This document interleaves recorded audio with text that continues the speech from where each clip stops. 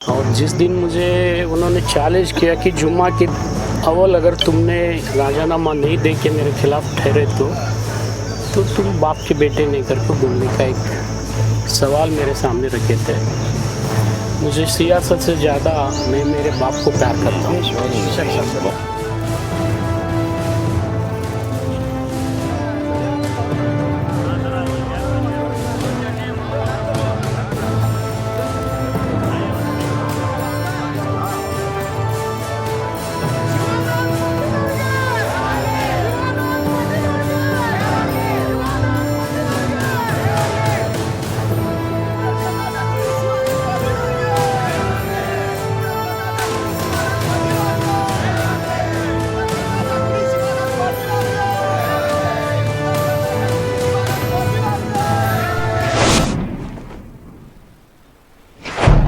बड़े भाई उस्ताद साहब और साथी मेरे नौजवान दोस्तों और मेरे बुज़ुर्गों,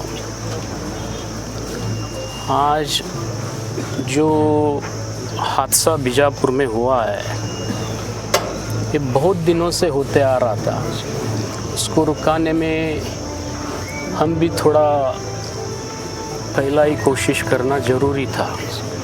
उसके लिए मैं माफ़ी चाहता हूँ सब लोगों का, क्योंकि जो भी आदमी सियासत में है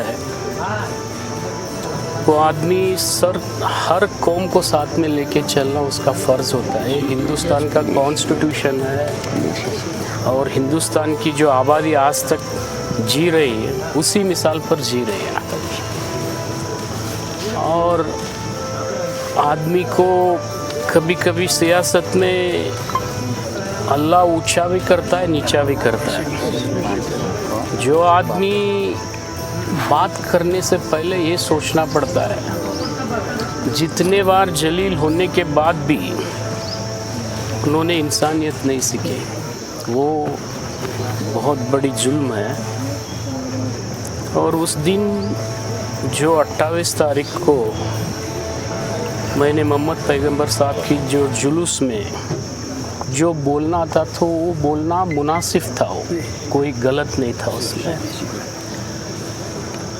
मैंने इतना ही बोला उस दिन, कुत्ता भी वफादार रहता है मगर वो जब तक वफादार रहता है, जब तक उसका दिल और दिमाग सही सलामत से काम करता है वो वफादार ही रहता है। जब वो पागल बन जाता है वो हर किसी को काट लेता है। वो पागल बनना इंसानियत की काम नहीं है। और उन्होंने उस दिन वो साबित करके दिखाया, वो पागल बन रहे हैं आजकल, वो नहीं बनना चाहिए। और एक बात मैंने क्या बोला उस दिन, आप किसके ऊपर थूकने जा रहे हैं? आप आसमान पे थूके तो थूक तो आपके मुंह पे ही पड़ने वाला है। हमारे नज़दीक के कौन है उनके साथ तुम करो। अल्लाह के नाम पर ऐसा गलत बयान करना ये मुनासिब नहीं है। तो बहरहाल ये दो बातें छोड़ के मैंने तीसरा कोई बात नहीं किया और सभी लोगों से दरख्वास्त किया कि सब लोग हम मिल के जीना ज़रूरी है। और हमेशा बीजापुर का सियासत कभी भी जात के ऊपर नहीं चला। बहुत दिनों से मैं भी देखते आया हूँ और जब तक मेरे पिताजी थे वो सिर्फ बागवान लोगों के ही आशीर्वाद से चुन के आते थे। हर मुसलमान भी उनके साथ में रहते थे, मगर हर कौम के आदमी को, मराठे को लेके सबको साथ लेके जीते थे। मगर वही मिसाल कायम रखते हुए हम भी कोशिश करते आ रहे हैं। मगर इस बार बीजापुर की जो मामले बन रहे हैं वो बहुत बुरी तरह बिगड़ रहे हैं और बहुत बुरी तरह हालात बदलते जा रहे हैं। इसको कोई ना कोई रुकाना ज़रूरी था, मैं ही हो या दूसरा कोई हो।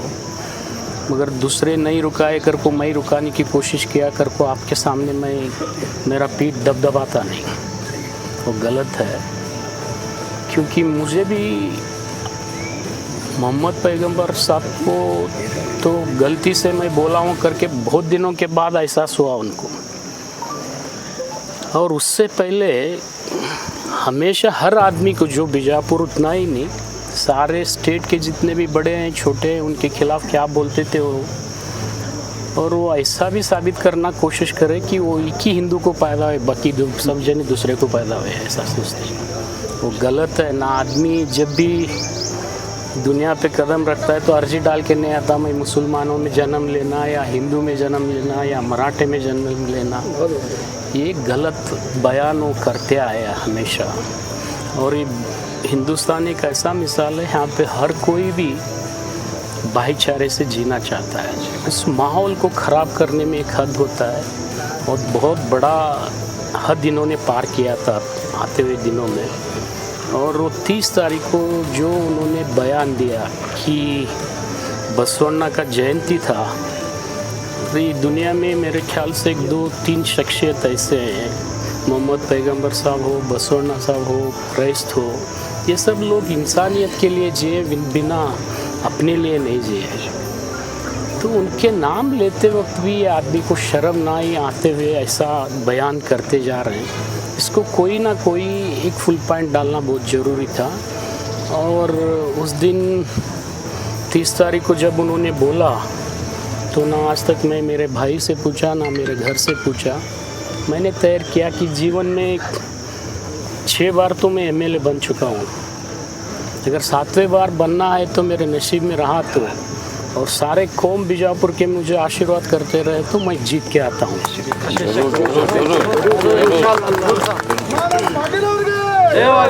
नहीं तो मैं भी हार सकता हूँ, उसमें कोई बड़ी बात नहीं। हार और जीत से इंसान की इंसानियत नहीं निर्बल नहीं होता हूँ। हार और जीत तो हमेशा होते रहता है। आज मैं जीतूंगा ना उन्होंने जीतेंगे, वो बात अलग है।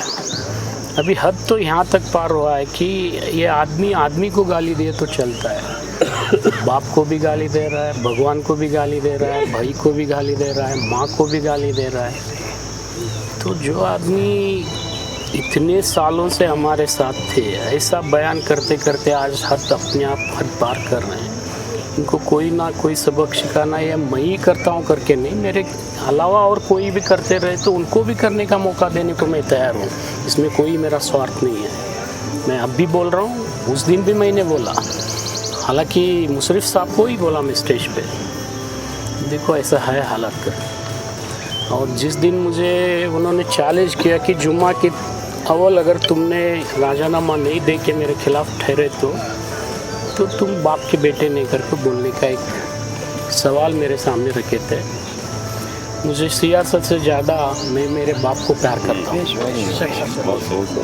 अगर वो भी अपने बाप को प्यार करते रहे तो ये स्वीकार करो। क्या बात है, माशाअल्लाह। अगर नहीं है तो आम कौम के सामने आके गलती माफ़ कर लो। सारे कौम के लोग तुमको माफ़ करने के लिए तैयार रहेंगे, मगर माफ़ी मांगना जरूरी है। वो भी नहीं कर रहे और सामने भी नहीं आ रहे, ये तो कई हिजड़े लोग काम कर रहे हैं। और मेरा जहाँ तक राजीनामा का सवाल है, उसमें टेक्निकल कंडीशन था, ये मैं मानता हूँ। अगर मैं राजीनामा पहला देने के बाद तू नहीं दिया तो से वो देखिए, मैंने टेक्निकल राजीनामा दिया हूँ और सारे कौम के सामने, इतने मौलाना के सामने मैं कबूल कर रहा हूँ। आज भी आप देंगे तो मैं कल ही आपके खिलाफ ठहरने को तैयार हूँ। मैं आपसे इतना ही आपसे उम्मीद करता हूँ, जितने भी आज तक तुमने गलती किए हैं वो सारे बीजापुर के लोग माफ़ किए हैं, स्टेट के लोग भी माफ़ किए हैं, मगर ये जो बात आपने किए है ना, ये सारी दुनिया तुमको माफ़ नहीं कर सकती। मगर ये बात को तुम पहला वापस ले लो। तुम वापस अगर लेंगे ना तो मैं इलेक्शन ठहरने का भी छोड़ देता हूँ। बहुत बढ़िया। अगर तुम यही बात पे अगर अटल रहे तो आप बाप के बेटा बन के दिखाना जरूरी है। इसके लिए मैंने राजीनामा दिया हूँ। बस आपसे इतना ही उम्मीद करता हूँ, आने वाले दिनों में सब लोग साथ देंगे, मैं उम्मीद करता हूँ। सारे लोग देंगे। और मेरे पीछे भी बड़े बड़े CS साहबदान हैं, उनको भी मैं रिक्वेस्ट करता हूँ, इसमें हमारे में बहस करना ज़रूरी नहीं है। तुम्हारा और हमारा दुश्मन कौन भी रहने दो, सबसे बड़ा दुश्मन कौम का है। मेरा और तुम्हारा दुश्मन को हम कभी भी देख ले सकते हैं अगर ज़िंदगी बाकी रहा तो। मगर आज जो हालात बीजापुर में हो रहे हैं, कई सालों से हो रहा है, कभी हिजाज के हलाल के हिजाब के नाम से हुआ, हलाल के नाम से हुआ, और बुरके के नाम से हुआ, दाढ़ी वाले के नाम पे हुआ, क्या क्या वो बोलना गलत था। फिर भी इतना बोलने के बाद बीजापुर की कौम सब्र से काम लिए। आज वो हद पार नहीं करना था, आपने पार किया है, इसको कबूल तो करो या माफ़ी तो मांगो। इतना ही मैं दरख्वास्त करते हुए अल्लाह मियाँ सबको दुआ करें, और जो नेक इंसान है उनके साथ अल्लाह मियाँ आशीर्वाद करने में इतना ही मांगते